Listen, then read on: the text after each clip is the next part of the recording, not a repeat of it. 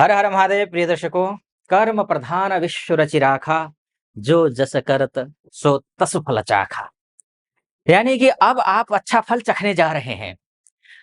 18 मई 2025 से लेकर के 5 दिसंबर 2026 के बीच में राहु सिंह राशि वालों के लिए सप्तम भाव में रहने वाले हैं और सप्तम भाव में रहेंगे। कुंभ राशि के राहु हैं, बहुत को उथल पुथल करेंगे। खासकर आपका वैवाहिक जीवन को उथल पुथल करने जा रहे हैं, आपके बिजनेस को उथल पुथल करने जा रहे हैं। चाहे आप छोटे उद्यमी हो, मझौले उद्यमी हो, बड़े उद्यमी हो, छोटे से व्यवसायी हो, किराने की दुकान हो, बड़ा सा शोरूम हो, मैन्युफैक्चरर हो, रिटेलर हो, कुछ भी हो, आप प्रभावित होने जा रहे हैं।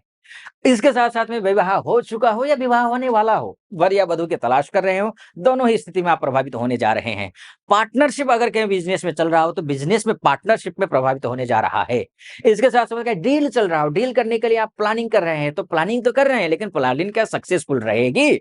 इस पर भी ये राहु प्रभावित करेगा। क्या कुछ होगा, पूरी चर्चा करेंगे। उससे पहले 18 मई के बाद क्या होगा, उससे पहले थोड़ा-सा आपको ये बता दूँ मैं कि 18 मई से पहले क्या होगा। 18 मई से पहले सावधानी घटी की दुर्घटना घटी, ये वाली स्थिति है। आपके अष्टम भाव में पिशाच योग, धूर्त योग, प्रेत बाधा दोष, उसके बाद श्रापित दोष सब कुछ बन रहा है। अगर किसी के साथ गलत किया है आपने, तो आप सूद सहित भुगतने को तैयार रहिए। आपके लिए शुभ नहीं है, अच्छा नहीं है।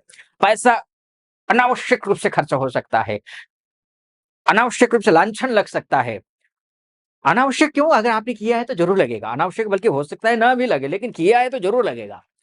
कहीं कोई गलती हुई है तो उसके प्रायश्चित करने के लिए आप तैयार रहिए 18 मई से पहले। लेकिन आपकी कुंडली में ये होगा ही ऐसा भी मैं नहीं कह रहा हूँ। इसलिए नहीं कह रहा हूँ क्योंकि शनि और राहु की वजह से मैं कह रहा हूँ, क्योंकि पिशाच योग इत्यादि योग बन रहे हैं उसी ग्रह की वजह से बन रहे हैं। तो लेकिन इन ग्रहों के बीच में डिस्टेंस बहुत ज़्यादा है। शनि जहाँ 18 मई से पहले 6 डिग्री 5 डिग्री से पहले ही रहेंगे, यानी कि 5 डिग्री के अंदर ही रहेंगे, और वो 30 डिग्री के रहेंगे 18 मई को। तो ऐसी स्थिति में संभावना बनती है, लेकिन गलत किया है तो ग्रह घसीट करके ले आएँगे। अगर नहीं किया है, अनावश्यक रूप से आपको धकेलेंगे नहीं।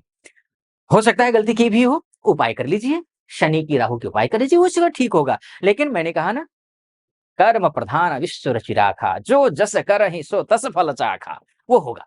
ध्यान रखिएगा, ठीक है? अब ये स्थिति आ गई, खैर मैं ज़्यादा उधर नहीं जाऊँगा। 18 मई तक सावधानी बरतनी रहेगा, 18 मई के बाद अच्छा है, बहुत बढ़िया है।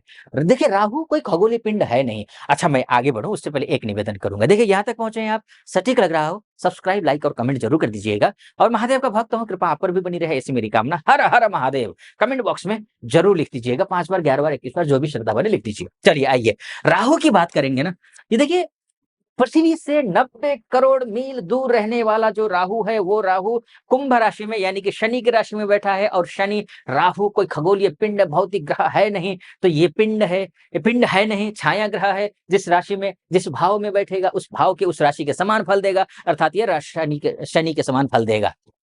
और शनि आपकी कुंडली में बिजनेस के ग्रह है, दाम्पत्य जीवन के ग्रह है, पार्टनर के ग्रह है। और शनि की स्थिति देखना जरूरी है। शनि की स्थिति बहुत अच्छी है नहीं, लेकिन शनि को मजबूत करिए, ठीक रहेगा। शनि की स्थिति अच्छी नहीं है। राहु का डोर किसके हाथ में है? शनि के हाथ में। शनि कमजोर है।